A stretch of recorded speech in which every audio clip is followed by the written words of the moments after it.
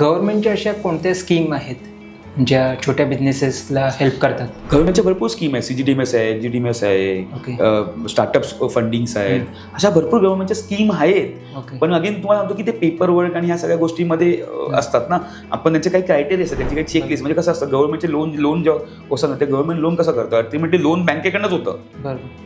पण आपल्याला त्या गव्हर्नमेंटच्या स्कीम असतात, CGTMS, तिकडे जाऊन त्या ह्याच्यावर तुम्हाला तुमचे डिटेल्स अपलोड करा, तुमचं प्रोजेक्शन सबमिट करा.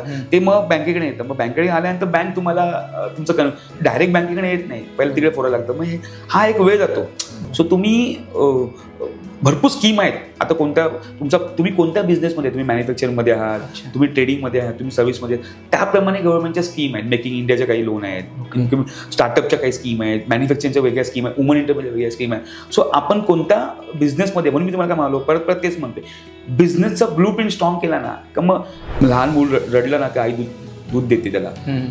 पण कोणत्या गोष्टी रडल्याशिवाय आपल्याला ती गोष्ट मिळत नाही. तसं, आणि तुम्ही देवाकडे मग स्पेसिफिक मागितलं ना, देवाकडे, अरे देवा मला ह्या वर्षी पास कर, तर देव तथास्तू म्हणतो, वास्तू तथास्तू म्हणते, तसं ते आहे. तसं तुम्ही कोणाकडे काही मागता ना, ते स्पेसिफिक मागितलं पाहिजे. तसं गव्हर्नमेंटकडे तुम्ही जेव्हा एकदम स्पेसिफिक जाल की माझं हे आहे, मी मॅन्युफॅक्चरर आहे, मी ह्या प्रॉडक्टमध्ये इंजिनिअरिंग, माझं हे आहे ते, आणि एकदम क्लॅरिटी असेल, तर तुम्हाला फंडिंग मिळायला गव्हर्नमेंटकडनं थोडा वेळ होईल. पण असं नाही की नाही मिळणार, डेफिनेटली मिळेल. पण आणि भरपूर एक्सपर्ट लोक आहेतच, ते तुम्हाला गाईड करतीलच ना.